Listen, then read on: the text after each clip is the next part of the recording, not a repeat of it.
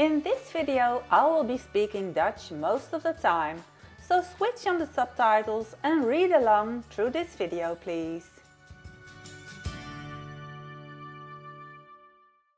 Hello, it's Sis Volk. Time to enjoy card making with me.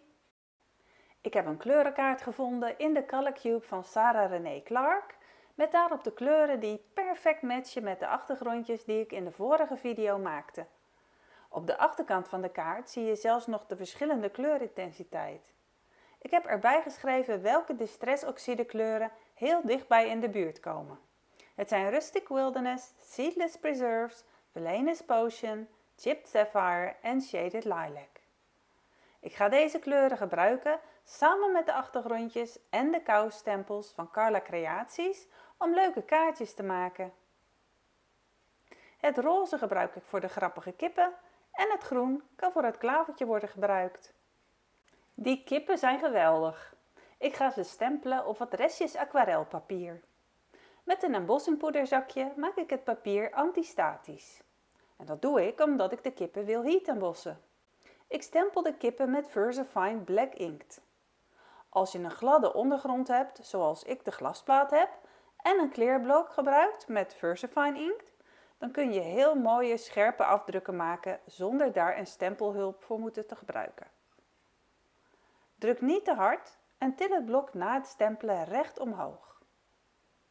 Ik strooi Clear Embossing Powder van Ranger over de nog natte inkt heen. Dus gewoon transparant embossing powder. Voor ik het poeder ga verhitten met de heat tool, blaas ik altijd nog even over het papier om alle losse korrels weg te blazen. Door het heat embossen krijg je een mooie glimmende afdruk en je krijgt een mooi opstaand randje. Dit randje maakt het makkelijker om binnen de lijntjes te kleuren. Zorg ervoor dat de heat tool goed verhit is voor je op je afdruk richt. Wanneer je ongeduldig bent en alvast begint, zal het poeder niet gelijkmatig smelten en bestaat er een kans dat je te lang verhit, waardoor het poeder in het papier wegzakt en niet het effect bereikt wat je wil bereiken. Je ziet het poeder van mat in helder veranderen. Een heel mooi effect. Zodra de hele afbeelding glimmend is, ben je klaar. Raak de afbeelding nog niet aan, want die is nog warm en je kan die per ongeluk nog uitvegen. De kleuren Chipped Sapphire en Seedless Preserves gebruik ik om de kippen mee in te kleuren. Ik druk hiervoor een beetje inkt op de glasplaat. Met mijn Derwent waterbrush ga ik wat roze inkt opnemen. Ik begin met wat verdunde inkt, omdat ik nog niet helemaal zeker weet of het goed zal gaan met zo'n knalkleur. Normaal begin ik met een donker plekje en een hoekje wat ik uitwaaier naar lichter. Nu verdeel ik alle lichte inkt over het gehele vlakje wat ik wil inkleuren. Ik wil eerst eens zien hoe die kip eruit zal zien in het roze. Maar het is ontzettend leuk. En nu voeg ik nieuwe lagen inkt toe aan plekken waar ik het donkerder wil hebben. En dat is in dit geval bij de hoeken, de plekken het dichtst bij de ogen. Dit is dus een andere manier van inkleuren. Eerst een lichte laag en dan steeds donkerder lagen eroverheen. Mocht het te nat worden, dan kun je met een keukenpapiertje of tissue het te veel aan water opdeppen. En houd er ook rekening mee dat je de verschillende lagen steeds weer in elkaar laat overlopen. Dit doe je door je waterbrush uit te spoelen en semi-droog te deppen aan de tissue. Daarna veeg je van licht naar donker. De pootjes kleur ik ook roze. Ook al heeft de kip in werkelijkheid misschien een andere kleur poten, het zou niet mooi zijn wanneer we er nieuwe kleuren bij gaan halen. De schaduw op de buik en in de ogen van de kip kleuren we met de Chipped Sapphire. Met wat verdunde inkt, want dat moet niet te dik, tekenen we een lijn aan de rand van één kant van de buik. Niet helemaal tegen de zwarte stempellijn aan, maar een stukje ervan af. Deze lijn laat je dan wat lichter uitwaaieren richting het midden. Je ziet dat ik mijn waterbrush af en toe dep op het keukenpapiertje. Zo kan te veel water van de kwast aflopen en voorkom ik een druppel water op de kip. En ook onder de snavel komt wat schaduw. En ook in de bolling van de ogen zo'nzelfde lijntje schaduw. Het is een brush nummer 2, maar deze heeft wel een heel fijne punt waar het goed mee kan. Als je het lastig vindt, dan kun je ook een nummer 1 nemen. Voor de andere kippen geldt hetzelfde. Nu doe ik wel iets grappigs bij het inkleuren en dat ging zonder na te denken. Ik zie die flappen aan de zijkant van de kip aan als vleugels, die op zijn rug zitten. Dus kleur ik ze in als schaduw. Maar je kan ze natuurlijk ook zien als de lellen van de kip. En dan moeten ze uiteraard roze worden gekleurd. Dat is een kwestie van eigen interpretatie. Ook maak ik weer een schaduwrand onder de ogen en snavel van de kip. Zo lijkt het alsof de kop meer naar voren steekt en de nek erachter is. Ook nu weer laat ik de lijn die ik net heb gezet vervagen. Zie je dat ik de kwast steeds schoonspoel in een potje water en dan weer afveeg aan het keukenpapiertje? Doe dit altijd tussen het wisselen van kleur. Maar dus ook wanneer je dezelfde kleur gebruikt, maar de kleur wil uitwaaieren naar lichter. De oogleden kunnen wit blijven, dus met de blauwe inkt schaduw krijgen. Of roze worden. Dat vind ik in dit geval wel grappig. Gebruik wel blauw als schaduw in de witte oogbol zelf. Bij het uitknippen van de kippen laat ik een extra wit randje om de zwarte lijn vrij. Dit heeft meerdere redenen. De witte rand zorgt ervoor dat de afbeelding eruit springt op de achtergrond waar hij op komt te liggen, zodat hij meer opvalt. Het is ook heel handig wanneer je losse haartjes of in het geval van de kip die zwevende wenkbrauwen hebt, je deze eraan vast kan laten zitten. En het is ook fijn dat je nooit per ongeluk een stukje kip te veel wegknipt als je buiten de lijntjes knipt. Dus wat dat betreft allemaal voordelen. Maar als je het mooier vindt om zonder wit randje te knippen, dan kan dat ook mooi zijn. Bijvoorbeeld wanneer je de kip op een witte ondergrond plakt of een wat meer realistischer effect wil hebben. Je zou er dan in dit geval zelf de wenkbrauwen weer bij moeten tekenen. Of de stempel eronder stempelen en de afgeknipte stempel erbovenop plakken. Dat geeft ook een heel geinig effect.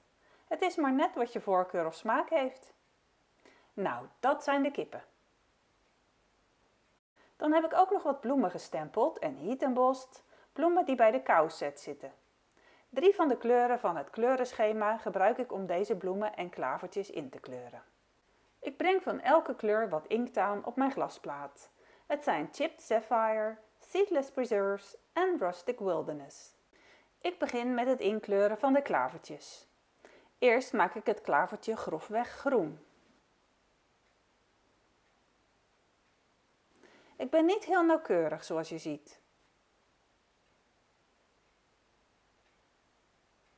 Het midden laat ik wit. Dan spoel ik mijn kwast schoon en veeg hem droog. En vervolgens neem ik een klein beetje onverdunde roze inkt op.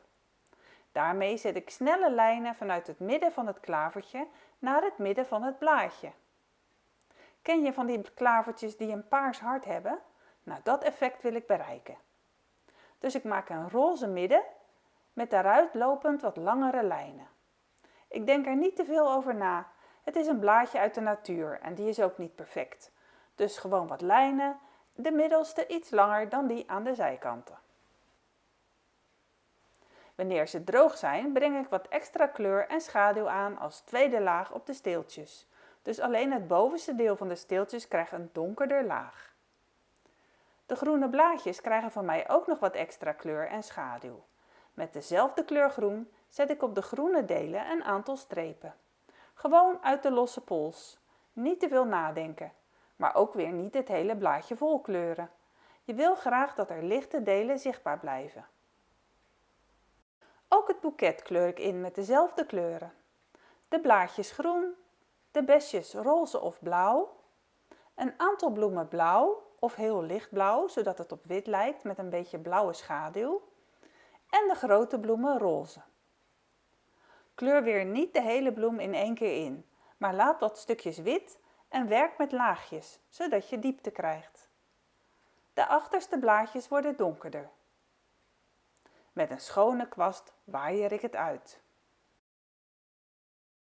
Ik ga een heel klein beetje smokkelen met de kleur. Ik wil graag een geel hartje in de bloem.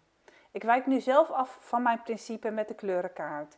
Maar geel is een contrastkleur van paars, dus ik denk dat het er wel bij kan, zolang het maar minimaal is. Met een Posca marker, en ik gebruik nu de PC1M, ga ik stipjes zetten in het midden van de klavertjes. Je kan ook wat extra witte lijntjes zetten als je vindt dat er niet genoeg lijntjes staan op het plaatje. Start in het midden en zet een snelle streep naar buiten.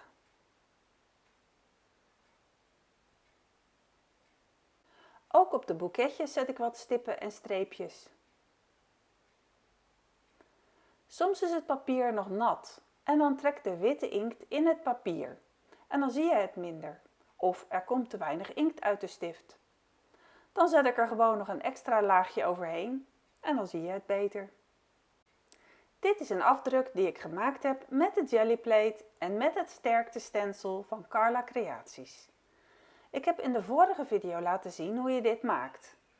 Het gaat een vierkante kaart worden, want daar past hij precies op.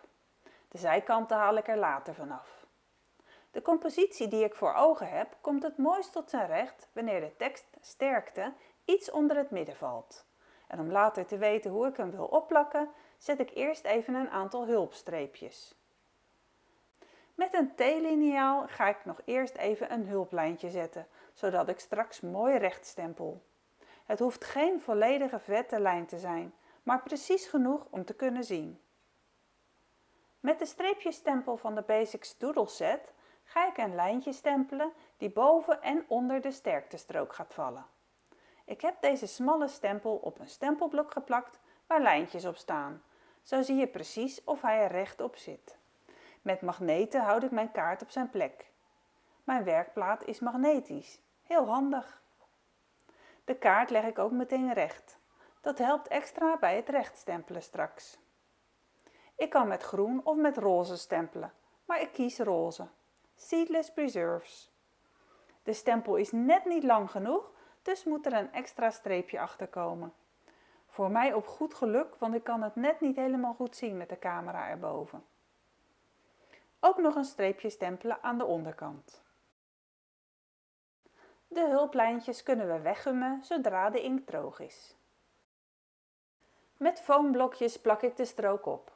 Dit hoeft niet, maar maakt de kaart nog iets leuker. Zo plak ik ook de kip op met foamblokjes. Aan de kop 2 blokjes op elkaar en aan de buik een enkel blokje. Zo komt de kip boven de strook uit en heeft hij genoeg hoogte achter zijn kop. De klavertjes plak ik op met lijm. Zo krijg je meer diepte in de kaart. Ik wil er nog een tekstje bij stempelen. Er zijn zoveel leuke teksten om uit te kiezen.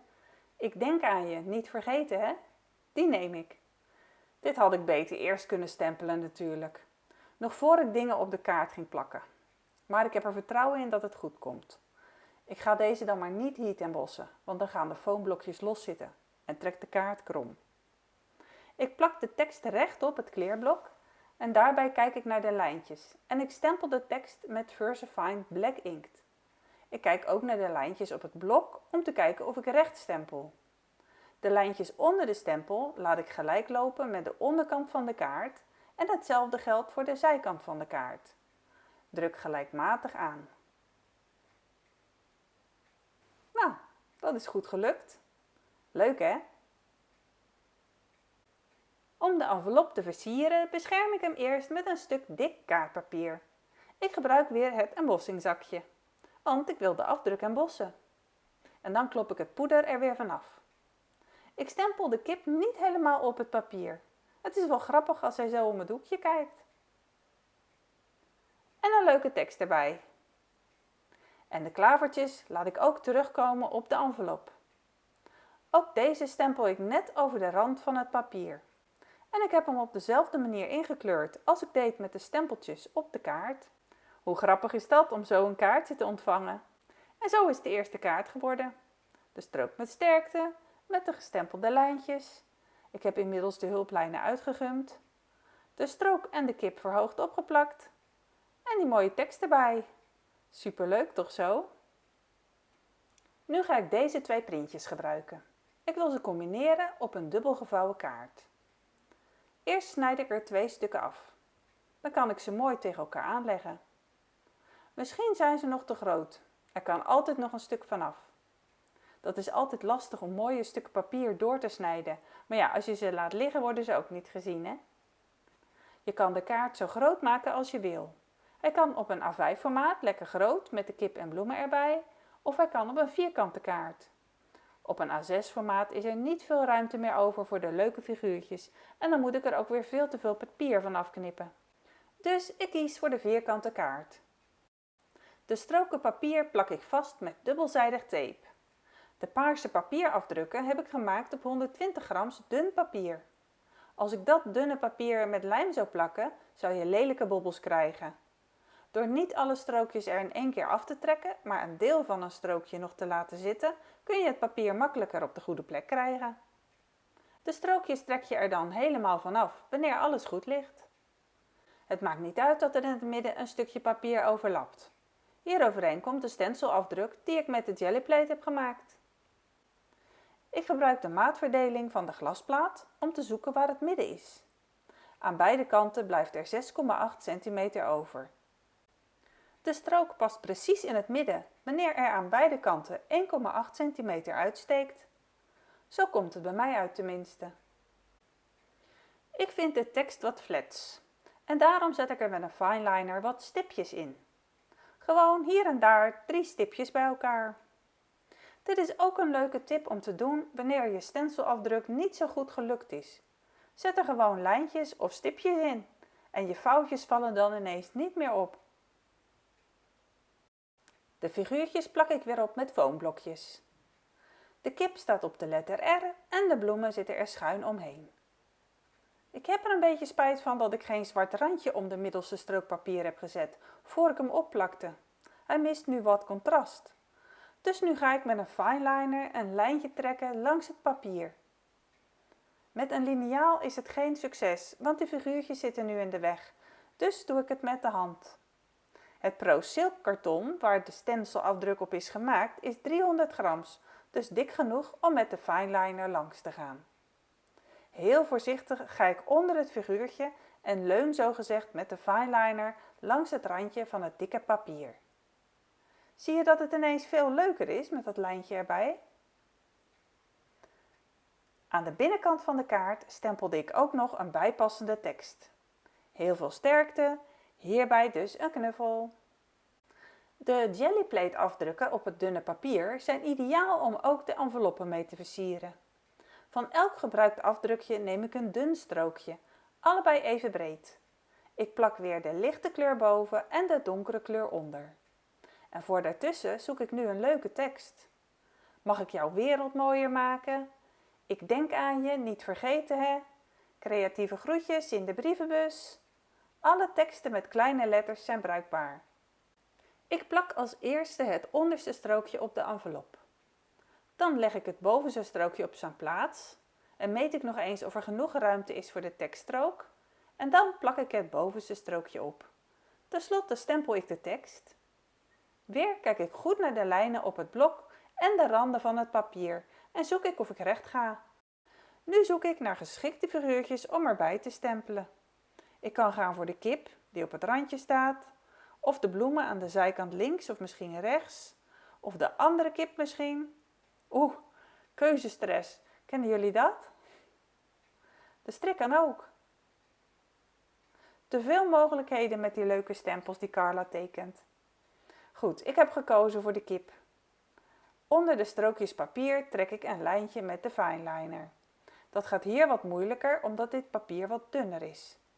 En om de boel wat speelser te maken, zet ik hier en daar 3 stipjes op de paarse strookjes. Ze fleuren de boel wat op en laten de techniek weer terugkomen in de letters op de kaart. De bloemen hadden al highlights met de witte marker gekregen, maar de kippen nog niet. Als je de pupil van het oog een klein wit stipje geeft, dan gaat het oog nog meer spreken. En de lellen krijgen ook een klein streepje op de bolling. Dat is dan de tweede kaart met bijpassende envelop. Zelfs de envelop zou je kunnen gebruiken als kaartontwerp. Voor de derde kaart kies ik voor het formaat van 10,5 bij 14,8 cm en dan in de breedte. Ik begin ermee om eerst een extra tekst te stempelen op het stencilprintje. Zet hem op, past er erg goed bij. En die kan prima over de tekst heen. Rechts onderin, gedeeltelijk over de tekst. Het is dan nog goed te lezen. Uiteraard heb ik hem heat embossed. Het ziet er dan gewoon veel mooier uit. Deze strook past precies aan de onderkant van de kaart. En het paarse papier kan dan precies daarboven de rest van de achtergrond opvullen. Ik teken af hoeveel ik ongeveer moet afsnijden. Grofweg tot hoe ver het papier komt. En dan snijd ik het papier op maat. De bovenkant van waar de onderste strook moet komen teken ik af, net ietsje lager.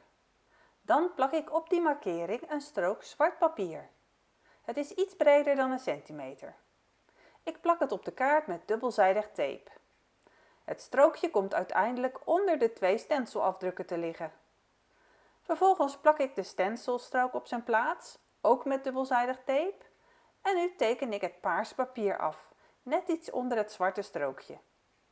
De rest snij ik af en gebruik ik voor de envelop of voor een andere kaart. De randjes van de kaart snijd ik ook af. En op de envelop plak ik 2 reststrookjes, een zwarte en een paarse. Plak altijd het strookje met de donkerste tint onderaan. Ik heb weer een beschermkartonnetje in de envelop gedaan en het papier met het poederzakje bewerkt. En nu stempel ik het bloemenboeket deels over de strook papier en deels over de envelop. Zo stempel ik er ook nog een bijtje bij en de tekst Hey om een lege plek op te vullen. Dit heat embos ik met transparant embossenpoeder en nu ga ik weer inkleuren met de Distress Oxides. Voor het gemak heb ik de kleuren op een kleerblok afgedrukt, zodat je die als palet kunt gebruiken en ik geen vieze werkplaat krijg. De stempels kleur ik op dezelfde manier in als ik deed voor de kaart. Nu kleur ik wel op gewoon papier, dan moet je wel iets droger werken. Ik kleur ook gewoon over de paarse strook heen. Gaat prima. Oxide-inkt is een dekkende inkt als je het niet te nat maakt. Voor het bijtje heb ik een tip. Kleur eerst een aantal strepen met geel. Die droogt terwijl ik een paar strepen zet in de vleugeltjes met blauw en uitwaaier met gewoon water. Aan de kanten van het lijfje kleur ik nu roze. Eigenlijk zet ik maar een paar kleine stipjes. En dan een klein beetje geel eroverheen om het uit te vegen. Het wordt anders iets te donker. Het papier is nog nat, dus het loopt uit. Maar ik heb geen geduld, dus ik ga gewoon door. De rest van de strepen van de bij kleur ik nu in met een fineliner. Ik zet allemaal stipjes dicht bij elkaar om het op te vullen. Zo krijgt het wat textuur en lijkt het wat wolliger. Je ziet dat je de bij dus ook op een andere manier kan inkleuren dan je zou verwachten. En het lukt dus ook met de kleuren van de kleurenkaart. De zwarte strook op de kaart breekt de kaart mooi. Hij is lager opgeplakt dan de 2 panelen, zodat je een klein beetje diepte krijgt. De tekst sterkte is dus gemaakt met de jellyplate en het sterktestencil. Kijk hiervoor naar de andere video die hierbij hoort. De bloemen en de kip zijn met 3D-blokjes verhoogd opgeplakt. Zo leuk! Nu een 4e kaart met envelop. Om te beginnen neem ik een A6 kaart die je naar boven toe openvouwt. Die ga ik wat kleur geven aan de randen. Ik neem een blending tool en de Distress Oxide kleur Rustic Wilderness. En daarmee ga ik weer eens iets nieuws uitproberen. Ik begin heel voorzichtig, want ik wil niet meteen de inkt te dik aanbrengen. Daarom veeg ik de inkt ook eerst aan mijn glasplaat af. En nu veeg ik met de blending tool met rechte vegen langs de rand van de kaart. De hoeken worden donkerder van kleur en dat komt omdat die dubbel geblend worden. Ik vind het wel een geinig effect. En zo loop ik alle randen langs. Hierop ga ik de teksten plakken die ik al eerder heb gemaakt met het sterktestencil van Carla Creaties en de jellyplate. Vooral het spiegeleffect van de tekst vind ik heel leuk. Hoe ik deze afdrukjes heb gemaakt zie je allemaal in de vorige video. De link naar deze video en alle gebruikte producten vind je in de beschrijving onder deze video. Op de achterkant heb ik alvast foamblokjes geplakt. En ook op de gespiegelde tekst zitten al foamblokjes. Ik plak ze samen in het midden op de kaart. De klavertjes die ik over heb, plak ik met lijm. En de kip plak ik met 3D-blokjes verhoogd op. De kip komt in het midden van de twee teksten, maar zo dat de tekst daarachter nog goed leesbaar is. En het klavertje kan er dan mooi achter. Dan staat de kip niet zo in zijn eentje. De 3 klavertjes die ik nu over heb, kunnen aan de randen rondom de sterkte-stencilteksten. Ook gewoon met lijm, zo kunnen ze er deels achter steken. Nu wil ik graag nog deze jellyplate afdruk gebruiken. Die ga ik aan de binnenzijde van de kaart plakken. En ook op de envelop, want ik vind het toch wel erg leuk als dat paars weer terugkomt. Dus wat doe ik? Ik trek de flap van de envelop over op het papier. En dat knip ik uit. Het patroon op dit papier is het mooie Arctic Winter Stencil dat Carla Creaties heeft ontworpen. De afdruk heeft een combinatie van 2 kleuren Distress Oxide inkt, wat ik met een roller op de jellyplate heb aangebracht. Ook dit zie je in mijn eerdere video. Van het restje wat ik overhoud, snijd ik een strook van ongeveer 3 cm breed. En dat gebruik ik weer om aan de binnenkant van de kaart te plakken. Je ziet het net niet in beeld, maar ik weet dat de kaart 14,8 cm breed is, dus die strook wordt ook 14,8 cm breed. Op de flap van de envelop plak ik dubbelzijdig tape. De strookjes trek ik half los, vouw ze om en hierop komt het paarse papiertje. De stukken papier die overhangen knip ik af met een schaar met een lang snijblad. En zo is er weer een kaartje klaar. Hoe leuk is dit? Het papier matcht er goed bij. Nu is alleen de voorkant van de envelop nog saai. Daarom stempelde ik er nog een klavertje op en kleurde deze in. Handig dat ik het kleerblok met inkt nog heb liggen. Zo'n gestempelde afdruk in zijn eentje op een leeg blad is nogal eenzaam en hangt dan maar in de lucht te hangen, zogezegd. Om dat op te lossen heeft zo'n afdruk een ondergrondje of een schaduw nodig. Ik gebruik de blauwe inkt om een schaduw te maken die in dit geval rondom de figuur hangt. Tussen het klavertje en de schaduw laat ik expres een klein wit randje zitten. Zo springt hij er beter uit. Het is heel voorzichtig werken op enveloppenpapier. Op aquarelpapier gaat dit veel makkelijker natuurlijk. Tot slot ook hier nog wat witte highlights. Ook zet ik in de schaduw dezelfde witte stipjes. Lekker speels. Een knuffel in de brievenbus. Weer eens iets anders, zo'n gespiegelde tekst, vind je niet?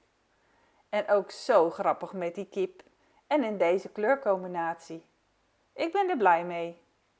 En het is zo leuk om zo creatief te kunnen zijn met al die verschillende producten en technieken die er zijn. Voor de laatste kaart gebruik ik dit printje. Eerst snij ik er de witte randen vanaf.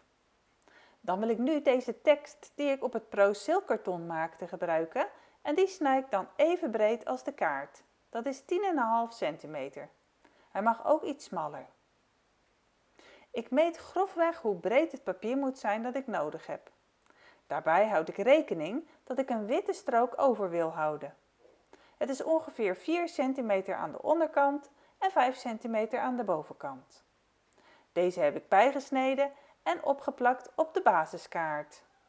Nu stempel ik met Rustic Wilderness Distress Oxide inkt een randje langs dit papier. De lijntjes op mijn stempelblok helpen mij de juiste afstand te bewaren. Het is nog hetzelfde gestreepte lijntje als van de leuke Basics Doodle stempelset.